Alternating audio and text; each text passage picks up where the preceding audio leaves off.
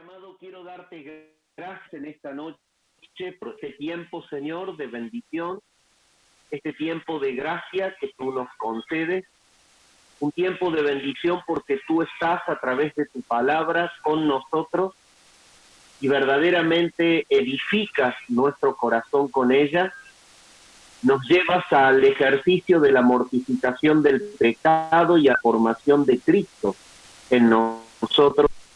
Comunicas tu voluntad, nos aclaras tu propósito. Señor, nos edificas en el conocimiento de ti cuando abrimos tu palabra y la leemos. Señor, es un tiempo de gracia porque tú has puesto el deseo en nosotros, la disposición a dejar toda tarea para poder unirnos en esta reunión, estar juntos, disfrutar de la comunión por gracia. Señor, nos sentimos bendecidos por pura gracia en este tiempo, los hermanos, en estas reuniones. Señor, te queremos dar gracias porque puede ser proclamada tu palabra y porque también como iglesia bíblica podemos ser de apoyo, de bendición, de ayuda a otros hermanos. Quisiéramos clamarte por los que todavía no se han podido unir, que tú en tu gracia los sostengas y, Señor amado, que les concedas el poder estar con nosotros. Háblanos, Señor, por tu palabra. Gracias por haberla dejado. Gracias por el bendito, maravilloso Evangelio de Juan. Gracias porque muestra la divinidad absoluta, la deidad absoluta del Señor Jesucristo. Oramos al Padre en el nombre de Jesús. Amén. Bien, le doy entrada a Claudio Vanegas, también de Villa Mercedes, que se está uniendo. Y vamos a empezar a leer entonces, a poder continuar con el Evangelio. Vamos a leer el párrafo que se extiende desde el versículo 1 al versículo 18. Comenzamos entonces. Dice, en el principio era el Verbo, y el Verbo era con Dios, y el Verbo era Dios.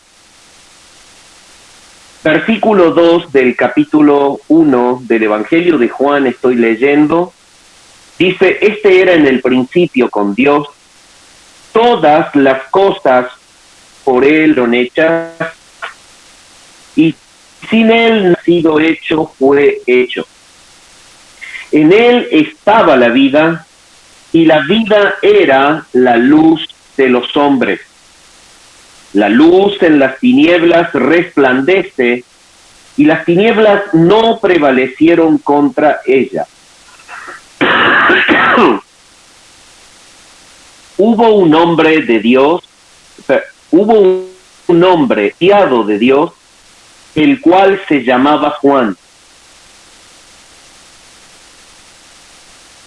Este vino por testimonio, para que diese testimonio de la luz, a fin de que todos creyesen por él. No era él la luz, sino para que diese testimonio de la luz.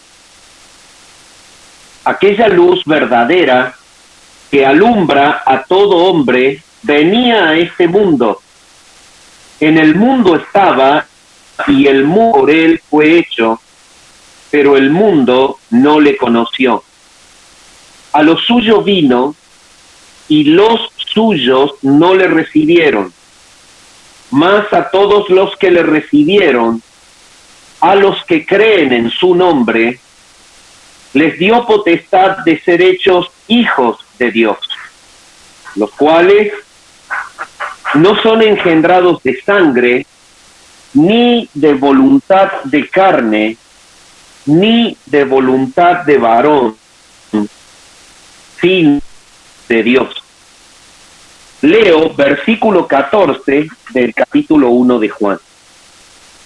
Y aquel Verbo fue hecho carne, y habitó entre nosotros, y vimos su gloria, gloria como del unigénito del Padre, lleno de gracia y de verdad. Juan dio testimonio de él y clamó diciendo, este es de quien yo decía, el que viene después de mí es antes de mí, porque era primero que yo. Porque de su plenitud tomamos todos, y gracia sobre gracia. Pues la ley por medio de Moisés fue dada, pero la gracia y la verdad vinieron por medio de Jesucristo. A Dios nadie le vio jamás.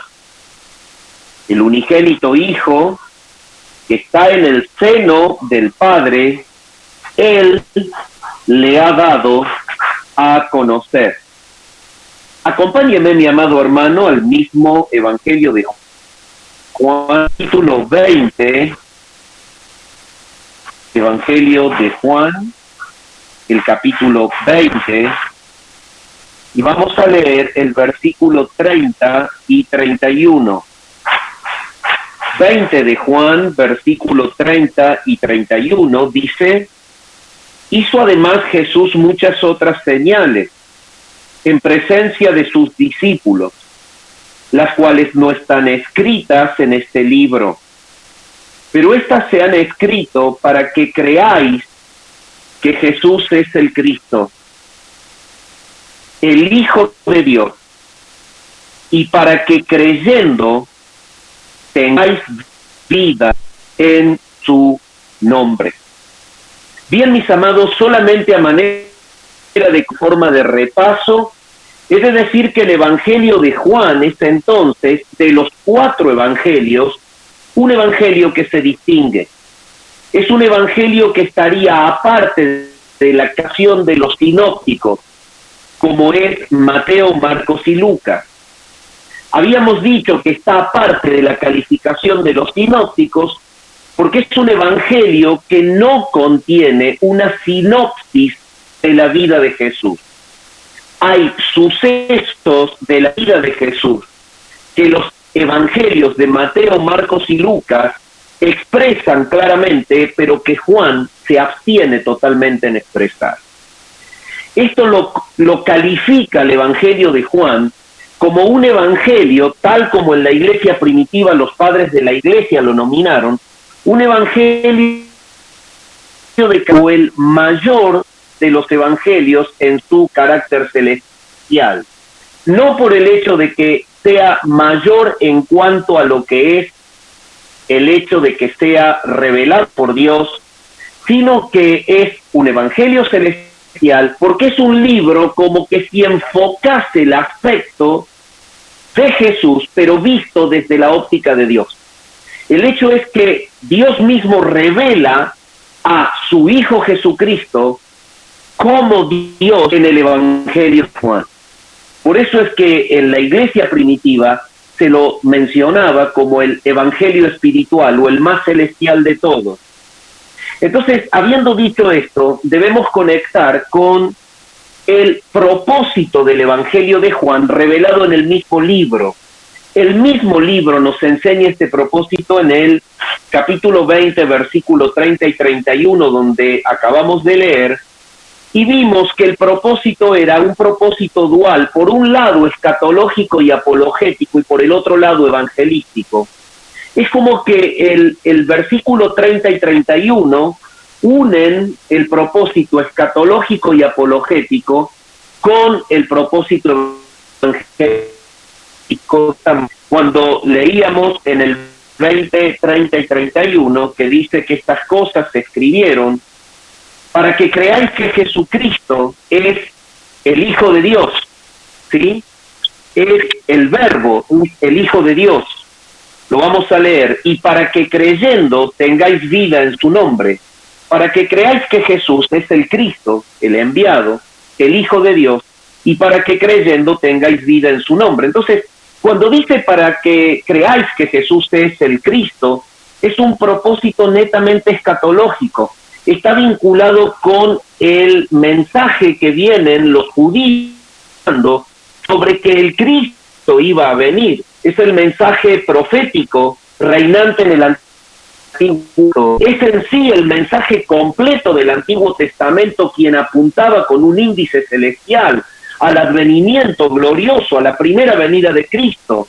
al hecho de que se encarne el Mesías, el ungido de Jehová, el cual fue profetizado por Isaías diciendo: un niño nos es nacido, hijo nos es dado, y el principado sobre su hombro, y será llamado su nombre, Dios fuerte, Padre eterno, consejero, príncipe de paz. Entonces, esta escritura tan fuerte para el hebreo se cumplía en Jesús.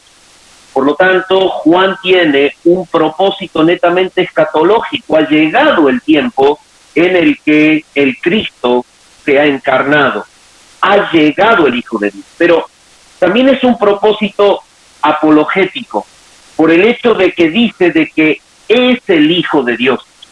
El punto es que en el primer tiempo y en el primer siglo de la formación de la Iglesia, y continuó por muchos años después, se pretendió justamente negar la divinidad de Jesús. Este fue uno de los caballitos de batalla, por decir así, o de las herramientas eficaces del enemigo en contra del Evangelio Redentor de Jesucristo. Negar la deidad de Jesús. Pero Juan tiene un propósito apologético porque confirma quién es verdaderamente Jesús. Y Él es el Hijo de Dios. El que había sido prometido por los profetas, ha llegado el tiempo en que se manifieste, ha habitado un cuerpo de carne, y Él, por estar en la carne, por hacerse hombre, no dejó de ser Dios. Juan comienza justamente mostrando esta realidad sobre Jesucristo. Y esto lo vincula con el propósito netamente evangelístico. El hecho es que debían las personas creer en Él al oír de quién era Él. Justamente lo que el propósito de Juan revela es esto: se han escrito para que creáis que Jesús es el Cristo, y entonces creyendo tengáis vida en su nombre. Dicho de otra manera, y para revelar Juan, el Evangelio celestial es el filtro que deja quedar a los escogidos y hace pasar por de largo a los que no lo son. Estos son los que han de creer lo que el Evangelio dice. Estos son los que han de creer en el verdadero ser. ¿Quién es Jesús? Han de creer los que son llamados a creer. Y fíjense en ustedes, tiene un propósito netamente evangelístico, porque Él presenta los fundamentos necesarios de la fe salvadora. No hay un evangelio predicado correctamente si no se expresa quién verdaderamente es Jesús y es su obra de redención y cuál es justamente su vínculo con el Padre. Entonces, Juan lo que hace es el fundamento de un evangelio bien predicado.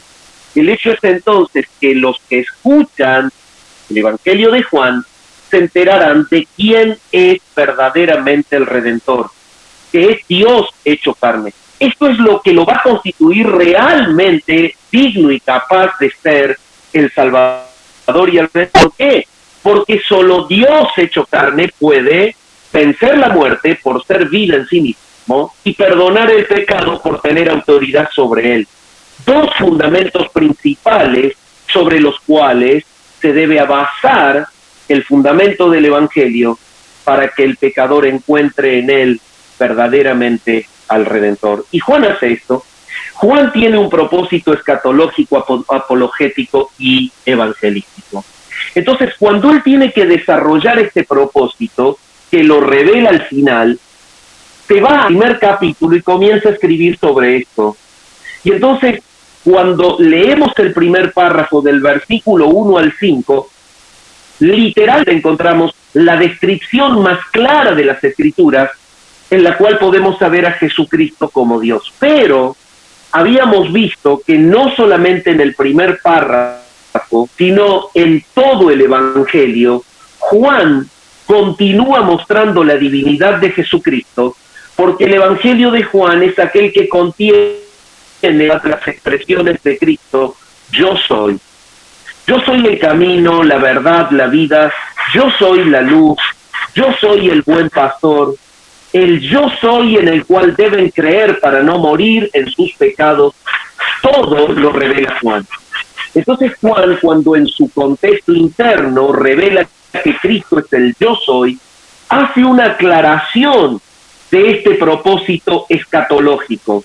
Porque este yo soy que él está describiendo como Dios es exactamente el mismo yo soy de Éxodo capítulo 3, versículo 15. Es el mismo ser que se le aparece a Moisés, y esto lo habíamos hablado y por eso estoy haciendo el repaso temático general. Es el mismo que se aparece a Jesús en la zarza. Es el que revela su nombre con el tetragramaton IHVH, que habiendo sido formado con las vocales del nombre Adonai, que significa Señor, entonces se formó el nombre Yahová, o Yahvé, o Jehová en otras traducciones, y este Jehová del Antiguo Testamento no es otro que el Jesús en el Nuevo Testamento. Juan hace alusión a esto, y está mostrando por el vínculo y el contexto que realmente es la persona prometida en el Antiguo Pacto la que se ha encarnado. Pero en el detalle del párrafo propiamente dicho, entonces nos va a mostrar en el griego y por el origen que Jesucristo es Dios. Habiendo dicho esto como un repaso temático de las clases pasadas, vamos a leer entonces Juan 1, del 1 al 5, para desarrollar. Y obviamente repasar la clase anterior en relación al desarrollo del párrafo. Dice, en el principio era el verbo, y el verbo era con Dios, y el verbo era Dios. ¿Qué habíamos visto entonces la clase pasada en relación a esto? En archí, en hologos, dice el original, y está diciendo justamente en griego que en el principio era el verbo. La traducción es correcta, es exacta. El punto era determinar a qué principio se refería en archí en este lugar. Y la manera de determinar el principio al cual se refiere en archí era muy indicativo tomando el estudio del verbo que significa era. Habíamos dicho que no era ginomai, sino que era eimi.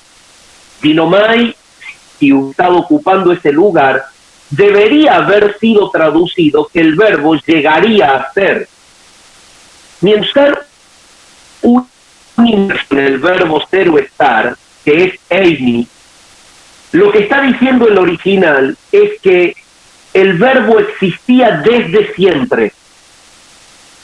El imperfectivo allí en el verbo indica justamente una permanencia de la existencia de él en la eternidad. Entonces, cuando explicamos la expresión en archí, en el principio era, lo que el original decía era que el verbo abrazaba o contenía la eternidad. El hecho es este, es Jesús el autor de la eternidad y no es la eternidad la procreadora del verbo. Lo que está queriendo decir es que el verbo es eterno porque él abraza la eternidad. No tiene principio ni fin. Entonces, el principio al se refiere es el principio justamente del cual habla el Génesis capítulo 1. Siendo en el principio creó Dios los cielos y la tierra.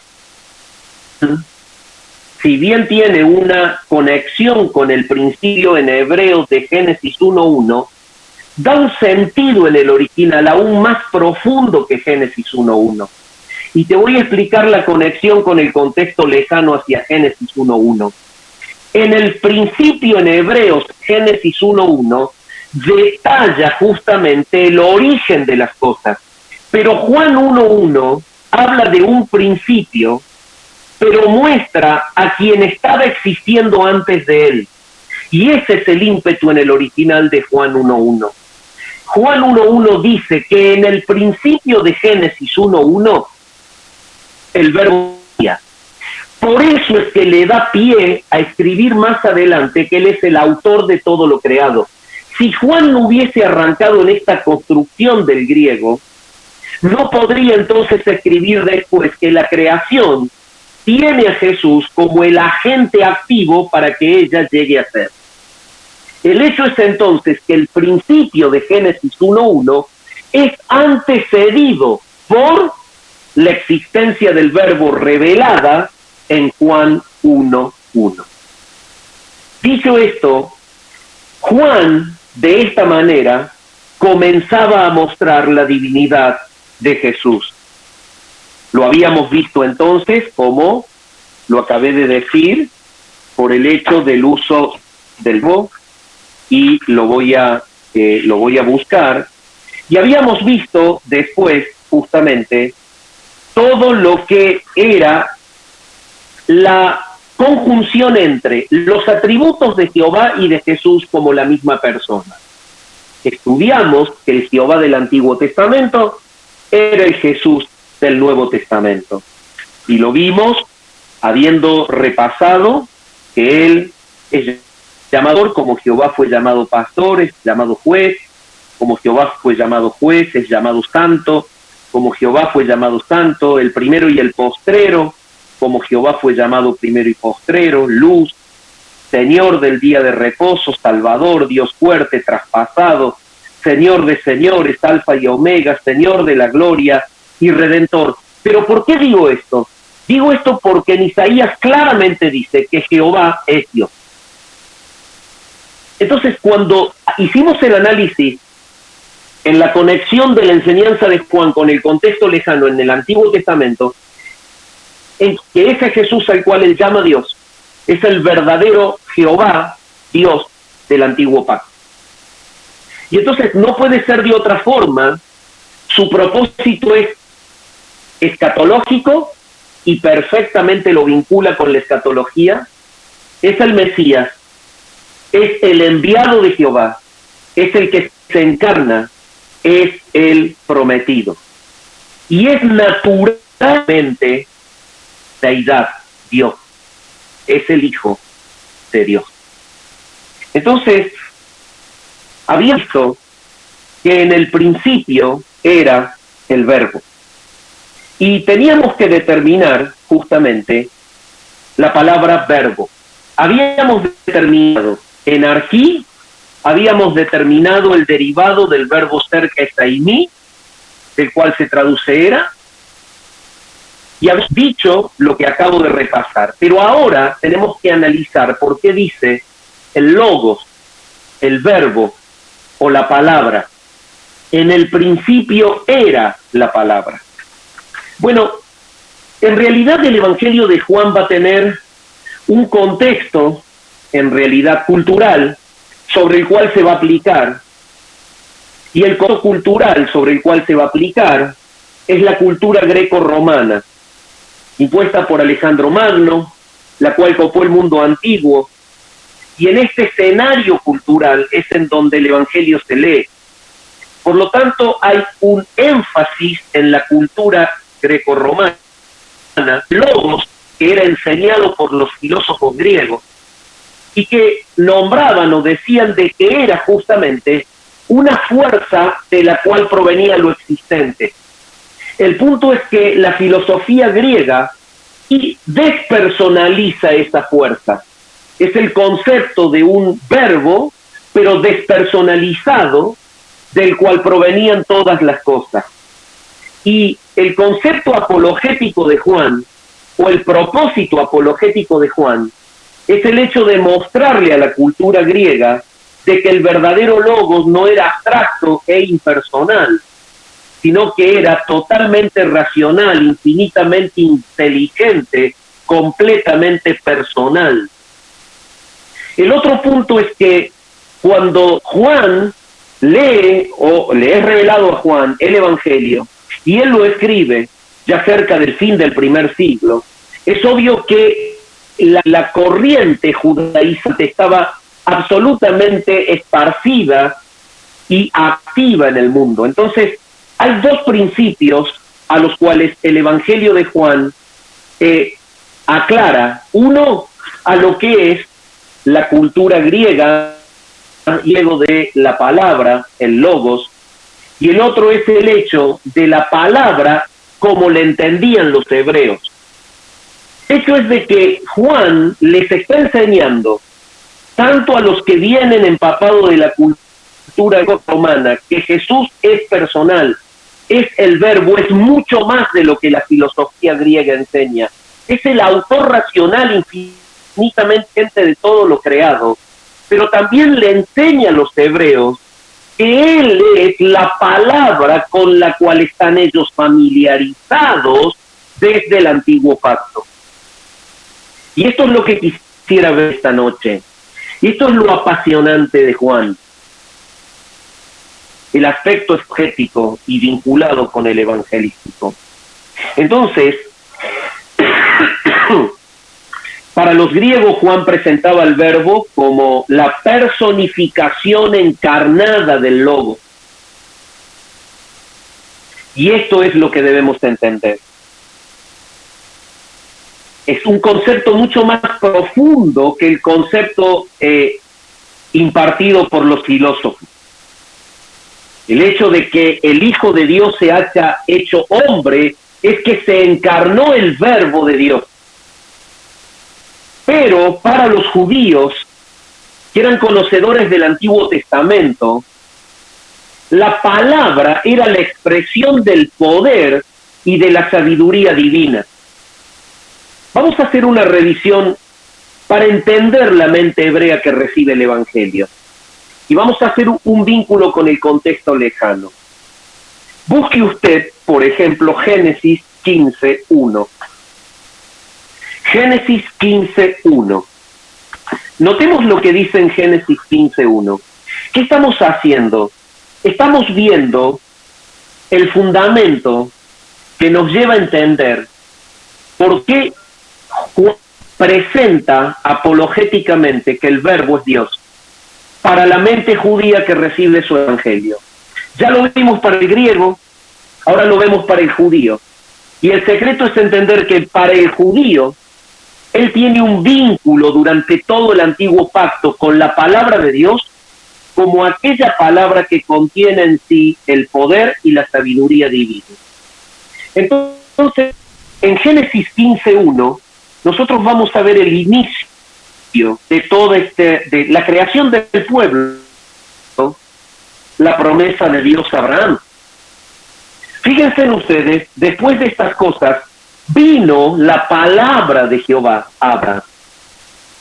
Entonces, el hablar del logos, el hablar de la palabra, el hablar de que en el principio Dios haya dicho, como dice Génesis, sea la luz y la luz fue, y el hecho de que Dios haya hablado a Abraham y le haya dicho a Abraham en visión, no temas, Abraham, yo soy, vuelve a mencionar, ese es el nombre de Jehová, es el que está presentándose en la antigüedad en relación al pacto de la redención, no es otro más que el Hijo de la deidad. Aquí en Juan 15 es quien se presenta como el Jesús desencarnado en su fase espiritual y gloriosa, activando el pacto de la redención, trabajando en la formación del pueblo santo en el antiguo pacto de manera espiritual en el llamamiento a Abraham. En ese momento en el que Abraham es llamado por Dios y no lo hace de otra manera más que a través de Jesús, su palabra, es que él está siendo regenerado, él está siendo llevado a la fe, él está siendo transformado para ser el cimiento original de la formación de este pueblo que iba a venir como una descendencia suya.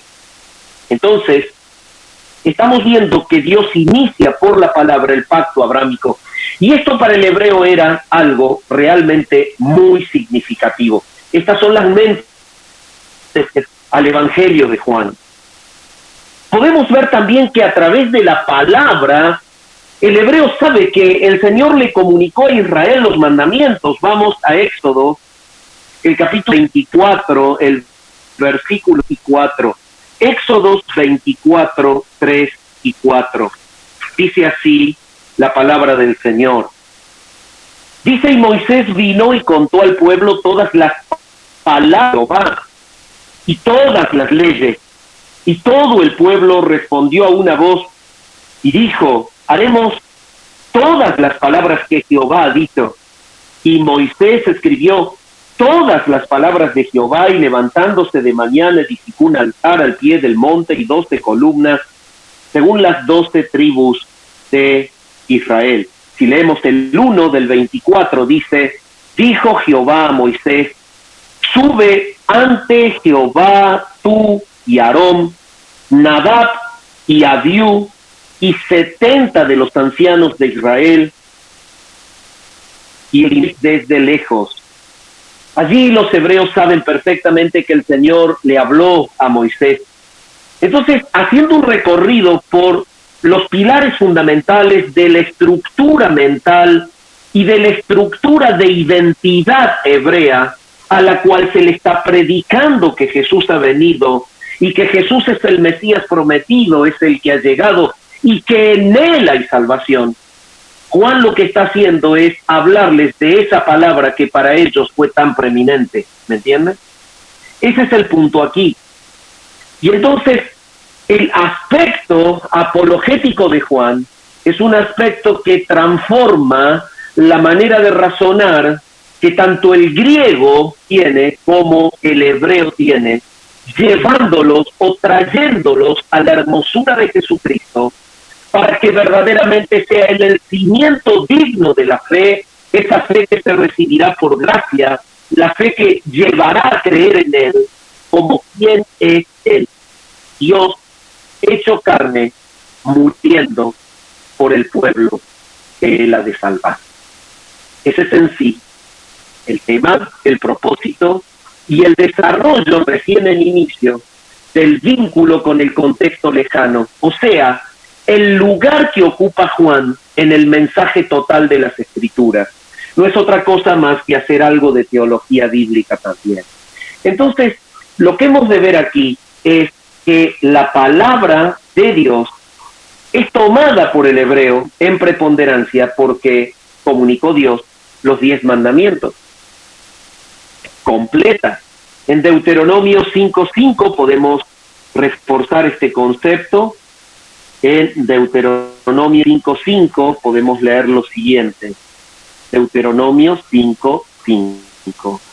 Dice así la palabra del Señor en Deuteronomio 5:5.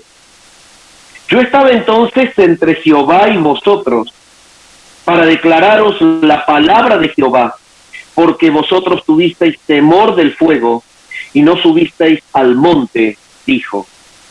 Yo soy Jehová tu Dios, que te saqué de tierra de Egipto, de casa de servidumbre. Entonces, ¿quién es el que habla? Es el mismo que lo llama Moisés. Y el que lo Moisés es Jehová. Y Juan está mostrando que Jehová es Jesús, porque es el yo soy de la antigüedad. Él lo manifiesta como que Él es la luz, Él es el camino, Él es la vida. No se creen quién es Él, el yo soy, mueren en sus pecados. Es un fundamento primordial de salvación. El carne es la manera de comprender que en Él hay verdadero triunfo sobre la muerte y que en Él se resuelve de manera definitiva el pecado. Entonces, el hebreo también que Él estuvo presente en la construcción del templo de Salomón. Y fíjense en cómo vamos bajando por la palabra o recorriendo la teología bíblica de tal manera de tocar los puntos centrales del razonamiento hebreo, como aquellos a los cuales Juan está apuntando en mostrarles que esa palabra, la palabra que los construyó, es la palabra que se encarnó y que ahora los salva. Es maravilloso, Juan. Es el evangelio celestial. Es el evangelio más celestial de todos. Vean lo que dice. Estuvo presente en la construcción del templo de Salomón. Esa primera Reyes, ya pasamos por Génesis, ya pasamos por Éxodo, pasamos por Deuteronomio. Ahora vamos a primer libro de Reyes, ¿sí? El primer libro el capítulo 6 y el versículo 11 dice lo siguiente. Dice así: y vino palabra de Jehová a Salomón, diciendo con relación a esta casa que tú edificas, si anduvieres en mis estatutos e hicieres mis decretos, y guardares todos mis mandamientos andando en ellos, yo cumpliré contigo mi palabra que hablé a David tu padre, y habité en ella, y en medio de los hijos de Israel, y no dejaré a mi pueblo Israel. Así como arrancamos en Génesis, aproximadamente entre el 2000 y el 1900 antes de Cristo, cuando Jehová habló a Abraham, así seguimos luego, cerca de 500 años después, en el 1500 aproximadamente, cuando Jehová habló a Moisés. Ahora venimos 500 años después, año 1000 antes de Cristo, el mismo Jehová hablándole a Salomón. Un recorrido de 1500 años y con un pueblo hebreo por la misma persona, el Jesús desencarnado, el Jehová del Antiguo Testamento, el Redentor que habría de venir, pero que estaba edificando ya en donde él había de nacer. Entonces, lo que Juan está haciendo es vincular a esta palabra que para ellos es tremendamente significativa. Allí se encuentra el poder y la sabiduría de Dios. Ellos han hallado verdadera identidad constructiva en la operatividad de la palabra viva de Dios. Ahora, el punto que ellos tienen que entender es que esa palabra viva ahora se hizo carne. No solamente que trabajó desencarnado y desde afuera, ahora trabaja dentro de un cuerpo semejante al nuestro, identificando al pueblo que ha de salvar para comprarlos a ellos en la cruz. Todo esto lo vamos a ver en el desarrollo de Juan, pero es necesario que lo entendamos. Entonces, no solamente que para el hebreo es importante la palabra porque allí arranca el pacto abrámico, es importante que arranca la concesión de la ley a Moisés, es importante porque habla de la construcción del templo, el lugar del culto, el lugar de la comunión, aquello que le daba a Israel la verdadera seguridad, es lo que ellos aludían.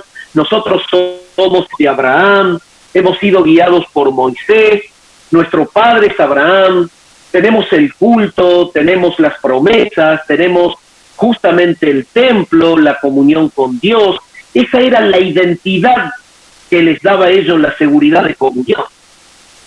El punto es que Juan les va a mostrar que solo la comunión se establece entre el pecador y Dios a través por un camino vivo, que es Cristo. El mismo Señor dice: yo soy el camino, la verdad y la vida. Nadie viene al Padre por mí. Es el mismo Jesús por el cual ellos eran salvos en la antigüedad, a través de la gracia, creyendo que había de venir, son ahora salvos y creen que Él vino. Toda esta conjunción entre el antiguo pacto y el nuevo pacto es lo que está determinando el prólogo del Evangelio de Juan en estos primeros versículos. Bueno, también el hebreo necesita entender que él se reveló a Samuel. Y entonces allí comienzan a ser rey. Estuvo presente en la construcción del templo, pero es la palabra que se revela al primer rey. Primera Samuel 3:21 podemos leer. Primera Samuel capítulo 3, versículo 21. Fíjense lo que la palabra dice aquí. Primera Samuel 3:21. Dice lo siguiente: y Jehová volvió a aparecer en Silo, porque Jehová se manifestó en Silo por la palabra de Jehová. Entonces, el recorrido formativo de Israel, ahora ya están teniendo rey, siempre dependió de la intervención directa de esta palabra viva, la cual contenía el poder y la sabiduría divina. Este es el Jehová, justamente en aquellos escenarios que son preponderantes en la formación del pueblo hebreo. Él preanunció el juicio sobre la casa de Elí. Veamos Primera Reyes 2:27. No solamente es la palabra que construye, que da origen, que anuncia, sino es el que predetermina juicio, el que declara juicio. En Primera Reyes 2:27 dice así la palabra del Señor.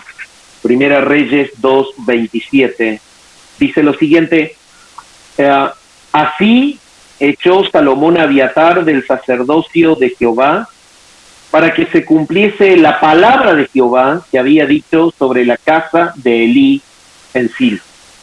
Entonces, lo está mostrando justamente la palabra como aquel que juzga. Es la palabra de juicio, es el que justamente quita del lugar a el sacerdocio de Elí, el juicio sobre la casa de Elí. También es la palabra que aconseja a Elías. Veamos en Primera Reyes, el capítulo 19 y el versículo 9, lo siguiente. Dice: y allí se metió en una cueva donde pasó la noche, y vino a él palabra de Jehová.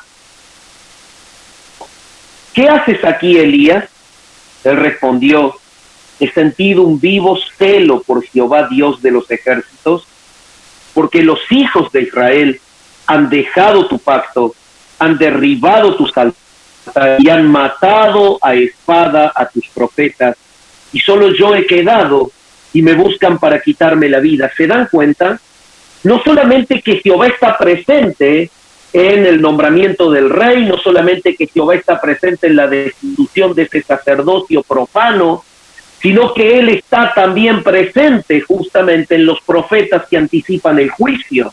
El hecho es que el pueblo formado ya manifiestamente ha sido un pueblo rebelde y ha sido un pueblo que le ha fallado a Dios en el propósito de mostrar su naturaleza en medio de las naciones impías, de los hijos de la serpiente, de los descendientes de Caín que vienen de Génesis. Ellos tenían la función de mostrar el nombre de Dios, pero fracasaron por el amor a la idolatría y al pecado y la rebeldía de su corazón. Y entonces ahora Jehová es el que está anticipando justamente el juicio a través de los profetas. Elías es uno de ellos. Él le revela las escrituras entonces y el mensaje de juicio, pero también el mensaje de misericordia a los profetas. Ustedes saben al estudiar las profecías que muchas de ellas se refieren a profecías puntuales que ocurrieron y que muchas de ellas se refieren a sucesos que ocurrieron en el advenimiento primero de Cristo y que también fue revelado en otras profecías, eventos de la segunda venida de Cristo que aún se tienen que cumplir. Pero lo importante es que es Jehová el autor de la revelación de Jeremías 1:2, por favor, acompáñeme. Y estamos haciendo teología bíblica, un vínculo con el contexto lejano que le da un sitio claro al Evangelio de Juan. Lo que entendemos es cómo él vincula a través de este prólogo de sus primeros versículos a todo lo que viene predicando el antiguo pacto y viene mostrando que Jesús es la palabra que se debía encarnar. Entonces, la palabra en Jeremías 1:2 dice lo siguiente, dice así, Jeremías capítulo 1, el versículo 2, dice lo siguiente. Palabra de Jehová, que le vino en los días de Josías, hijo de Amón, rey de Judá, en el año 13º de su reinado. Le vino también en días de Joacim, hijo de Josías, rey de Judá, hasta el fin del año 11 de Sedequías, hijo de Josías, rey de Judá, hasta la cautividad de Jerusalén en el mes 5.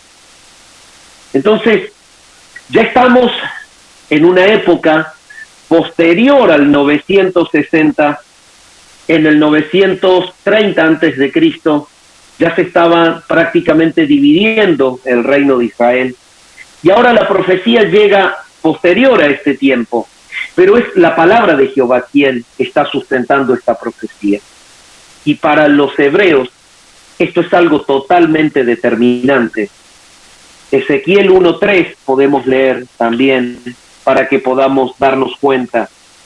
Tanto en la división del reino del norte y del sur, Roboam y Jeroboam eran los líderes de ellos. Ambos reinos fueron justamente llevados en cautiverio.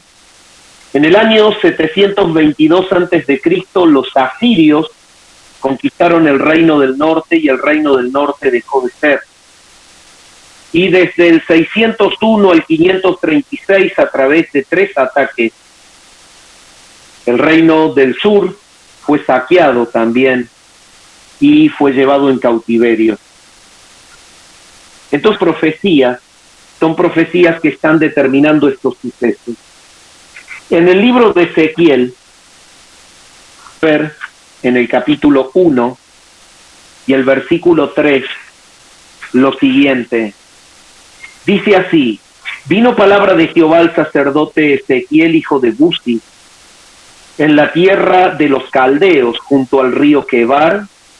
Vino a él la mano de Jehová.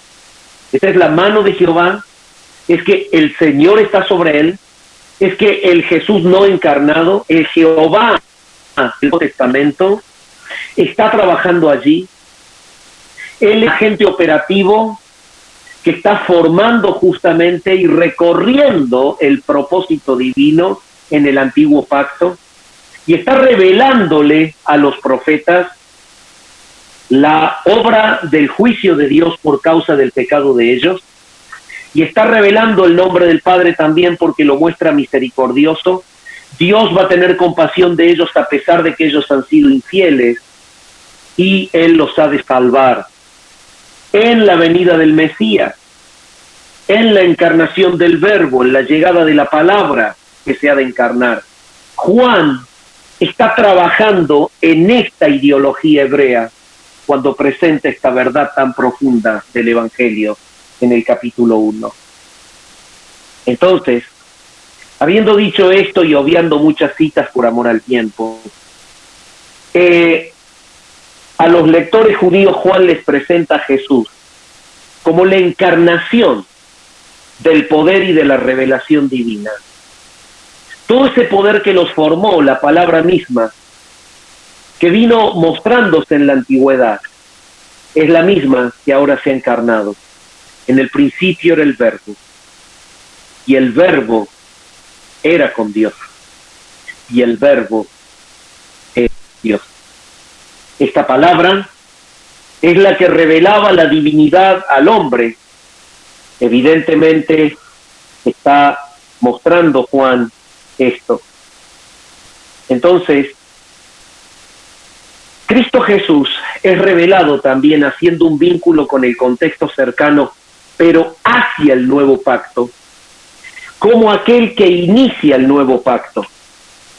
Y es lo que deben entender los lectores. Cristo es quien funda el nuevo pacto. Es la palabra con la cual ellos estaban habituados a tratar, pero ahora es la palabra que funda un nuevo pacto. Se ha hecho carne, y en él y en su sangre está el nuevo pacto prometido por la palabra. Esta sería, digamos, la explicación de el razonamiento en cuanto a lo que es la mente hebrea al vincular el antiguo pacto con el nuevo, haciendo la demostración en este primer párrafo o prólogo de que Cristo, la palabra encarnada, es el cimiento de un nuevo pacto. Veamos, por ejemplo, cómo Él es el que inicia el nuevo pacto. Lo podemos ver en Lucas 22:20. Esto solamente a manera de hacer un poco de un texto lejano, pero en el nuevo pacto. Vamos, un evangelio sinóptico, Lucas 22:20.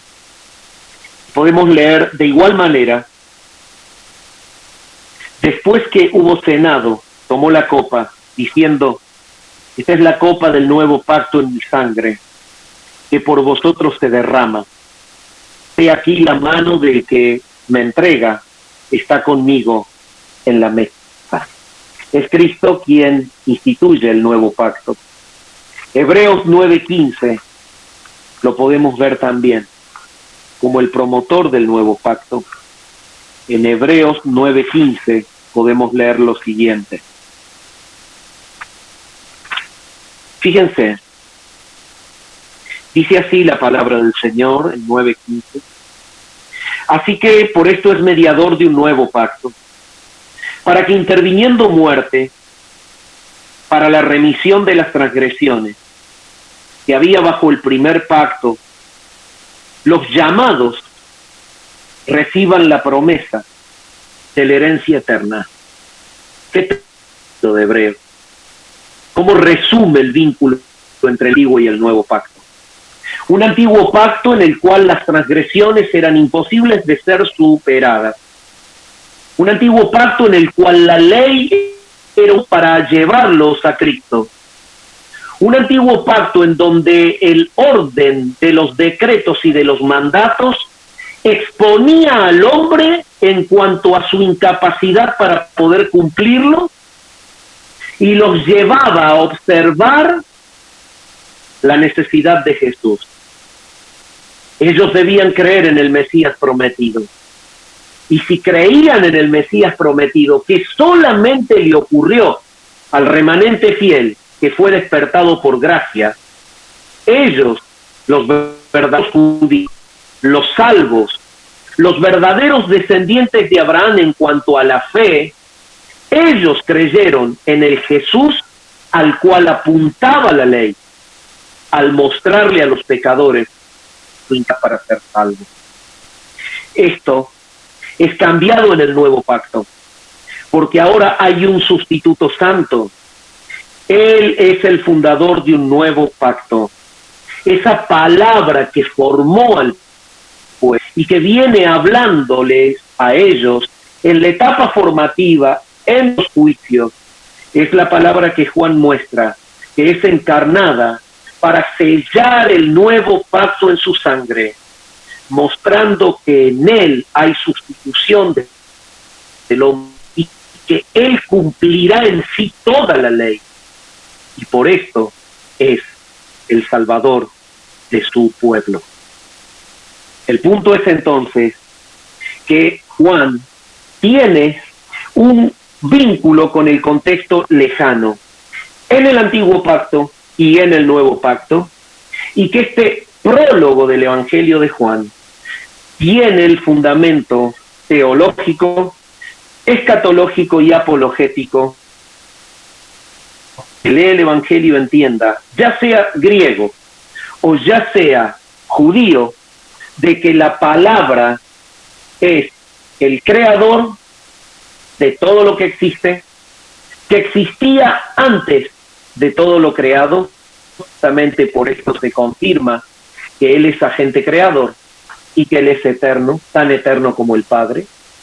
Y para los hebreos les está mostrando que la palabra constructiva de todo un pueblo escogido es la que se encarna para dar salvación, para cumplir con la obra redentora, para pagar el precio de los pecados, extendiéndose hacia el pasado, todos los salvos del antiguo pacto que creyeron en Él. En el presente, todos los que creen que Él es Jesús, el Hijo de Dios. Y en el futuro, todos los que creerán que Él vino y que volverá. Es el que viene a cumplir con la obra que el Padre demandó que Él hiciese. Es la palabra de Dios la que se hace carne. Es el único que tiene poder entonces para perdonar pecados, porque es el único que pudo ir a la muerte y volver victorioso de ella. Juan va a guiar el Evangelio en esta demostración, pero yo no puedo empezar el desarrollo exegético con el original sin entender el vínculo con el contexto lejano en el antiguo pacto, en el nuevo pacto, para hacer una teología bíblica sana que nos muestre el lugar de Juan en las Escrituras y su tema preponderante, que es Cristo, el Salvador, palabra de Dios, verbo eterno, hecho carne. Entonces, debemos entender que Él es esta palabra quien da inicio al nuevo pacto, es quien instruye a los creyentes, y esto lo enseña Juan. Evangelio de Juan, el capítulo 10 y el versículo 27. Juan capítulo 10, versículo 27, dice lo siguiente: mis ovejas oyen mi voz. Mis ovejas oyen mi voz. Y yo las conozco y me siguen.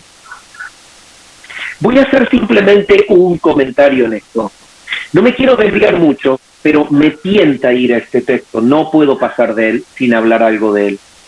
Entonces, el punto es, siguiendo el eje temático, estamos demostrando que la palabra que para el hebreo era constructiva del pueblo es la palabra que sigue construyendo la iglesia en el nuevo pacto. ¿Entienden? El punto es que él mismo en Juan dice: mis ovejas oyen mi voz y yo las conozco y me siguen. El punto es, en primer lugar, ¿por qué sus ovejas oyen su voz? Esta es la declaración de él. Mis ovejas oyen mi voz. Esto es justamente lo que había aclarado Juan. Es como un filtro. Deja a las ovejas en la red y caen los impíos hacia el vacío de la perdición eterna, porque nunca le oirán. Lo que nosotros escucharemos en Juan y veremos en Juan es cómo él determina que los que no creen en él es porque son hijos del diablo y que por eso no creen. Pero los que son ovejas de él oyen su voz. Por eso él hace una aclaración identificativa de los que son escogidos, a los cuales él ha venido a comprar, por los cuales él ha venido a morir. Él dice: mis ovejas oyen mi voz. El fenómeno de que esta persona oiga la voz del pastor es que hay todo un trasfondo de decreto divino que da como resultado ese obrar humano, ese decreto divino que hace que las ovejas oigan la voz, tiene un cimiento en el acto electivo de Dios en la eternidad, en donde Él escoge a las ovejas de ese pastor.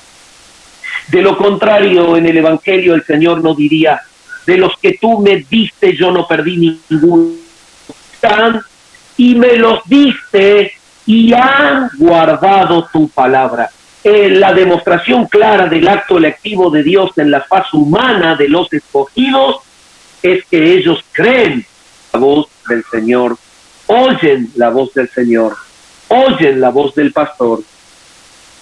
Y entonces, mis ovejas oyen mi voz. Cuando dice yo las conozco, es necesario que entendamos a qué conocimiento se refiere. Muchos interpretan, y claro, bueno, él estaba en la carne, y entonces como él estaba en la carne, él las conocía a la medida que el hombre le hacía el favor de creerle a él. El aspecto arminiano, pelagiano, semipelagiano, en relación a la interpretación de este texto, no es otra cosa más de un terrible atentado contra la deidad de Jesús. El conocimiento de Jesús en la faz humana nunca dejó de ser un conocimiento omnisciente. Si usted piensa que en la faz humana Jesús tuvo que ser informado por la fe de algún humano que le hizo el favor de creerle a él que él era Jesús, usted está desconociendo que Jesús es Dios. Y si interpreta San Juan de esta manera, usted no podría entender San Juan 1:1, cuando él en el prólogo muestra que Jesucristo es Dios. Si Jesucristo es Dios, como lo hemos venido enseñando en las clases pasadas, él entonces tiene la manifestación de los atributos incomunicables de Dios, y uno de ellos, de los que vimos, es la omnisciencia. Por lo tanto, la manera sana de la interpretación del texto de Juan en relación a su contexto del capítulo 1 es que el conocimiento al cual se refiere no es el conocimiento informativo de aquellos que se iban uniendo a Jesús. Es el conocimiento eterno de que los que creen en Él son los que el Padre le ha entregado y Él ya los conoce desde que el mundo fuese. Él los ha venido a comprar. Y esos son los que Él conoce. Y la respuesta es que por ser escogidos y por ser conocidos de Él, ellos le siguen porque son regenerados, le siguen porque son resucitados de la muerte, le siguen porque son despertados de la muerte, le siguen como el buen pastor, porque Dios los ha llamado a la vida para que crean en Jesús, en aquel que es el yo soy hecho carne. Eso es lo que le explica más adelante, y se los dice a quienes no creen. Si ustedes no creen que yo soy, morirán en sus pecados. Y se los dice justamente a los amantes del judaísmo, a los que se refugiaban en sus obras, a los que querían presentar la chapa como hijos de Abraham guiados por Moisés, pero que teniendo al frente a la palabra misma que los formó hecho carne, viniendo a morir por ellos, su depravación total los llevó a descalificarlo como Salvador, a descalificarlo como el Mesías, como el ungido de Jehová, a rechazarlo, a procurar matarle en contra de él. No obstante, Juan va a mostrar que los que le siguen son los que él conoce, y estos que él conoce son los que creen en él. El punto es entonces que Cristo Jesús es quien instruye a los creyentes. Es la palabra que instruye, la misma que instruye. Los une a todos en un templo espiritual. La construcción entonces del pueblo de Dios en el nuevo pacto es a través de la carnada. Entonces, Él es el que ha provisto salvación, pero Él es el que trabaja formando el pueblo de Dios. Y esto es lo que vamos a leer en las Escrituras del Nuevo Pacto. Es el que instituye el Nuevo Pacto, Lucas 22:20, Hebreos 9:15, 12:24. Es el que instruye a los creyentes, Juan 10:27. Es entonces el que los une en un templo espiritual. Vamos a ver qué dice 1 Corintios 3:16. Fíjense en que todo esto es para entender por qué Dios está usando a Juan de esta manera la deidad de Jesús y mostrarlo como que Él es la palabra encarnada, y de esta manera, apologéticamente, mostrarle a los hebreos que Él es el verdadero Dios hecho carne, es la palabra hecha hombre. Dice el 3:16 de 1 Corintios, ¿no sabéis que sois templo de Dios y que el Espíritu de Dios mora en vosotros? Si alguno destruye el templo de Dios, Dios le destruirá a él. Bueno, ¿qué tiene que ver esto? Esto tiene que ver con el hecho de que esta palabra encarnada es la que justamente convoca a todo el pueblo de Dios y los asocia en un cuerpo. El Espíritu de Dios es el que justamente bautiza a cada gracia, los cuales el Hijo compra, y estos son introducidos en un cuerpo. Hay un pacto como fundamento, la palabra es el cimiento del nuevo pacto, la instrucción del pueblo de Dios es por la palabra, y es a través de la palabra que nosotros somos justamente unidos en un templo espiritual. El versículo 17 dice: si alguno destruyera el templo de Dios, Dios le destruirá a él, porque el templo de Dios, el cual sois vosotros, santo es. Y usted puede decir, pero ¿qué tiene que ver si esto lo hace el Espíritu Santo? Escuche, esto es teología bíblica. Y estamos viendo que no se puede ser regenerado por el Espíritu fuera del Evangelio de Jesús. Que Él es la palabra que debe ser predicada y que es el Espíritu Santo quien usará el Evangelio de Jesús, la palabra encarnada, predicada como el Salvador de él, para que los que son escogidos y están en la impiedad sean traídos a formar parte del cuerpo de Cristo. Este es el fin teológico con los textos que leemos.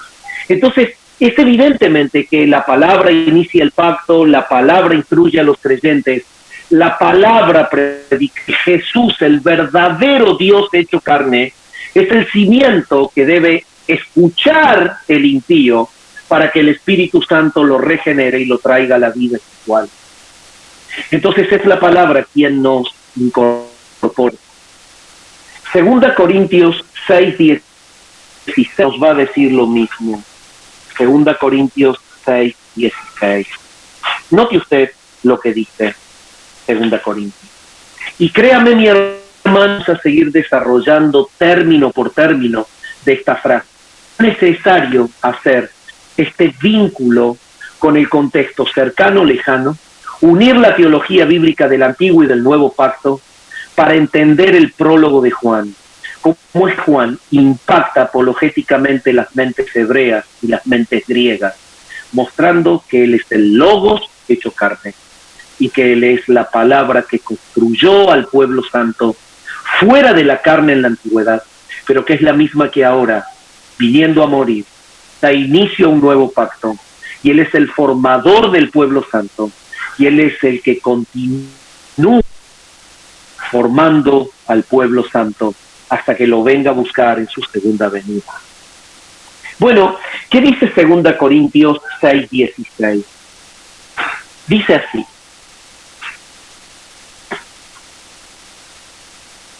¿y qué acuerdo el templo de Dios y los ídolos? Porque vosotros sois el templo del Dios viviente. Y como Dios dijo, habitaré y andaré entre ellos, y seré su Dios, y ellos serán pueblo. Por lo cual, salid del medio de ellos y apartaos, dice el Señor, y no toquéis lo inmundo, y yo os recibiré. Y seré para vosotros por padre, y vosotros me seréis hijos e hijas, dice el Señor Todopoderoso. Entonces, es necesario entender que aquí esta expresión muestra nuestro vínculo con el Padre que salva a través de el sacrificio sustitutivo de Cristo y el hecho de ser regenerados y de ser como un pueblo propio para la gloria de su nombre. Somos el templo del Dios viviente y esto viene por la palabra. Si nosotros nos separamos de la palabra que es Cristo, nada de vida hay en nosotros. Y Juan se va a encargar de mostrar esto en todo el Evangelio. Por eso es tan importante entender la preponderancia del hecho de que sea en el versículo 1 mostrado que el verbo, el que en el antiguo pacto formó, es el que es el cimiento en su sangre del nuevo pacto y es el que da entrada a los que son salvos y forman parte del pueblo de Dios. Fuera de Cristo no hay redención. Fuera de Cristo no hay vida. Fuera de Cristo no actúa la gracia, ni en el antiguo pacto, ni en el nuevo pacto. Fuera de Cristo jamás hubo vida. En el antiguo pacto debían creer en Jesús. Debían creer que Él vendría. para ser salvos. Y estos eran los que por el poder del Espíritu que operaba desde fuera en ellos, los llevaba a vivir una vida moral y ética, la vida del carácter de Dios. En el nuevo pacto, los que creen en Jesús, esas son sus ovejas. Y los que creen en Él, tienen vida eterna. Juan se va a encargar de mostrar esto, pero nunca fuera de lo que estamos viendo. Él es el que le reveló al hombre. Si buscas en el capítulo 1 y en el versículo 18, y con esto ya voy a ir cerrando, y queda mucho camino por recorrer, hay muchas citas apuntadas en el estudio, y vamos a pasar por todas ellas, y vamos a vincular el antiguo pacto con el nuevo y el mensaje de Juan. Vamos a entender que siempre, durante toda la Escritura, el mensaje fue el Evangelio de Jesús. Y que nunca pudo haber vida fuera de Jesús. Empezó en el Edén, Génesis 3:15, el primer predicador del Hijo fue su Padre. Y él dijo, en medio de una proclamación de juicio, la simiente de la mujer, la que nacerá, aplastará a la serpiente. Ese Padre que predicó es exactamente el mismo que siguió mostrando a Cristo en el antiguo pacto. Nunca la salvación fue fuera de Cristo. Abel no derramó en vano un sacrificio, matando un animal y dando sangre. En la regeneración del Espíritu, Abel creyó en Jesús. En ese que fue predicado en el Edén. En ese creyó él.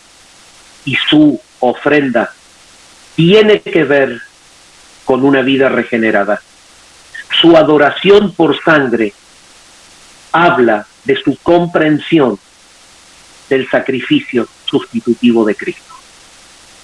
Y otros más que en la palabra de Dios son mostrados como que amaron a Jesús, esperaron en él. Y te voy a dar una pista nada más, porque no quiero hacer un recorrido por el Antiguo Testamento solo por amor al tiempo, pero lo podemos hacer, y de hecho tengo algunas citas, pero te quiero mostrar simplemente a Enoc. Unos años después, un contemporáneo de Abel, séptimo desde Adán, el mundo estaba calentito todavía, recién hecho. Sin embargo, él proclamó la venida del Señor. He aquí que vino el Señor con sus santas decenas de millares para hacer juicio y dejar convictos a todos los que no creen en él. La proclamación de Enoc, séptimo desde Adán, es la proclamación que solamente un salvo por la fe en Jesucristo puede tener. Y eso ocurrió antes del llamado de Abraham, ¿me entendés? Ocurrió antes de que Israel sea Israel. Ocurrió antes de que Moisés sea Moisés.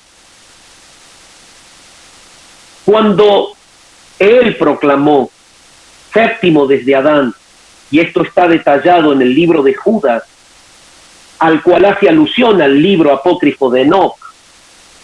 Esto que dice este santo, que es Enoc, séptimo, es la propia proclamación de un hijo de Dios que cree en Jesucristo como el Rey, el Redentor del universo caído. Él ha creído en él como su Redentor y por eso lo proclama como aquel Redentor de venir en triunfo y en gloria para tomar el dominio eterno y establecer su reino final. ¿Cuándo lo hace? Nota algo, no fue en el nuevo pacto, fue séptimo desde Adán, no había venido todavía el juicio de Noé. Te voy a dar otra más, de que Jesús es el Salvador en el antiguo pacto. Anda al libro de Job. He aquí que mi Redentor vive. Y después de ser hecha, deshecha, esta mi piel, en mi carne, con mis ojos, yo he de ver a Dios. Job fue salvo por gracia. Él confió en el Redentor. No hay otro Redentor más que Jesús. Él es el que viene siendo predicado por el Padre en el Génesis. Solamente pasé por 3 personajes, pero podemos recorrer muchos más. Aún Abraham creyó en Jesús, porque fue él quien le habló. Y si no hubiese creído en el que le habló, que era Jesús, no hubiese sido tomado su fe y no le hubiese sido imputada por justicia, como nos aclara el Nuevo Testamento. En él creyó David, cuando él dijo: bienaventurado aquel a quien Jehová no inculpa de pecado, bienaventurado aquel cuya transgresión es perdonada por Jehová. David creyó en Jesús como el perdonador de sus pecados. Y así podemos hacer un recorrido por el Antiguo Testamento. ¿Sabes algo? Juan está diciéndole a los hebreos: señores, el Jesús que fue predicado en el Edén, el Jesús que salvó a los de la antigüedad, el Jesús que formó a tu pueblo de Israel, el Jesús que les dio una identidad, es el Jesús que se ha hecho carne, que habitó entre nosotros, y es el Jesús en el cual debes creer para tener vida. ¿Hay alguien que esté escuchando que todavía no ha creído en Jesús? ¿Hay alguien detrás de la pantalla que tiene con Jesús un vínculo religioso? Jesús para ti es el Jesús del amuleto, lo llevas colgado en algún crucifijo, o en alguna práctica liberadora de tu conciencia. Oras a ese tal Jesús o le pides a ese tal Jesús. Quiero decirte algo: si tú verdaderamente en esta noche, como dice Juan, no crees que Jesús es el yo soy, en tus pecados morirás. La única manera de superar la muerte es una consecuencia del pecado. Es justamente o el pecado, que es la consecuencia y provoca la muerte, es que creas en Jesús. Tal como dijo la palabra: por tanto, como el pecado entró en el mundo por un hombre, Romanos 5:12, y por el pecado la muerte, mostrada la muerte como una consecuencia del pecado. Así, todos pecaron, o todos los hombres pecaron, dice Romanos 5:12, y por eso todos murieron. Entonces, la palabra te está mostrando claramente en esta noche que Jesús es el yo soy, y hay 2 fundamentos en este hecho. Si Él es el yo soy, Él es Dios. Si Él es Dios, es el único que puede vencer la muerte, tu muerte. Y si Él es el yo soy encarnado, Él vino a pagar por tus pecados en la cruz. Él destruyó medio de la muerte. Él conquistó a la muerte. Él aniquiló a la muerte en esas horas de cruz. Y volvió a la resurrección.